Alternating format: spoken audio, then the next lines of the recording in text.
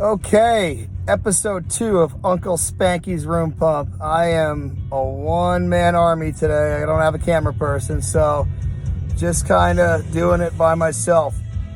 Back to Tom Worth, Dan Bilzerian's first roommate at Bud's.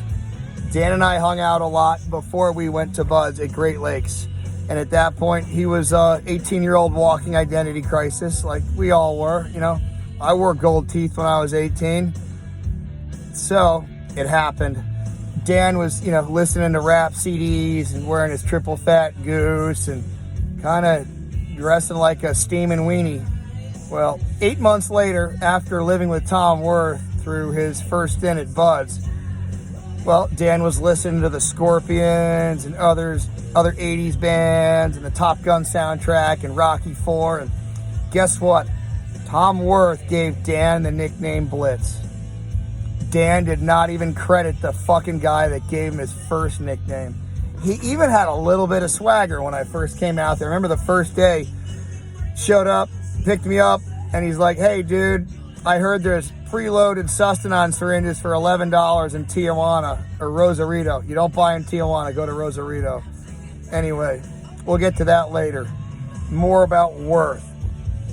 He was from Chicago, and Dan did say that he had a roommate that looked like a GQ model hired to play a Navy SEAL.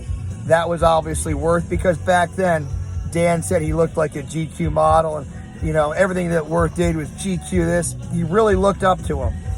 And Worth first went to Bud's in 1988 on the dive fair program, where if you didn't make it, you just got out. You didn't have to go to the fleet. He made it to the third phase, was a complete maniac. I heard that on the weapons practical, on the M60, instead of 6 questions, they hit him with 43 questions just to foul him out. At one point on the island, they made him do like an 8-mile conditioning run wearing an 11-millimeter wetsuit just to make him heat stroke out and quit. After the 8 miles, motherfucker was doing 8-count bodybuilders just to stay warm and frosty. He got sent away. So Worth comes back like almost 12 years later as a 30-year-old. Dude, Commander May was in his first class and said he was literally a Terminator. That's where that came from. Those are not unfounded accusations of Worth being a Terminator. He was an overcommitted guy. I would assume, much like Jim Caviezel's character in the movie Deja Vu, a little too committed, especially in peacetime, can be a bad thing. I would assume instructors that had little or no trigger time or experience would be scared shitless of the likes of Thomas Worth. Well, came back, made it through Hell Week with Dan, and all sorts of stories. Big thing was he would get all geared up and put his cami face paint on and sit around and sharpen his knife in the middle of the night.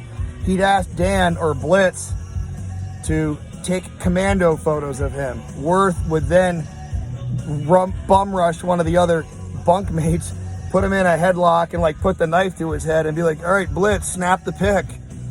Clearly the other guy didn't go quietly, but Worth was quite a force. I've actually seen some of those commando pics.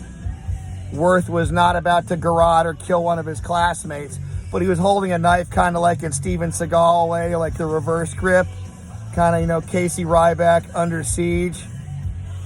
Speaking of Under Siege, I'm starting to feel like Casey fucking Ryback to the Bilzerians. I would assume that after reading the book, Paul was probably like, "Dan, why the hell did we not hire this guy?" Well, that's because Dan's got a self-serving personality disorder where he won't give anybody credit for something good. But if things don't go well, it's clearly somebody else's fault. Dan credits his dad with proofreading the book. That's typically called being an editor. But in the world of Dan, he threw and caught the winning touchdown, even though he wasn't on the fucking team. This is probably a good place to break. Again, thank you for episode 2 of Uncle Spanky's Room Pump. I'm Adam fucking Howard. God bless America and trust the crazy.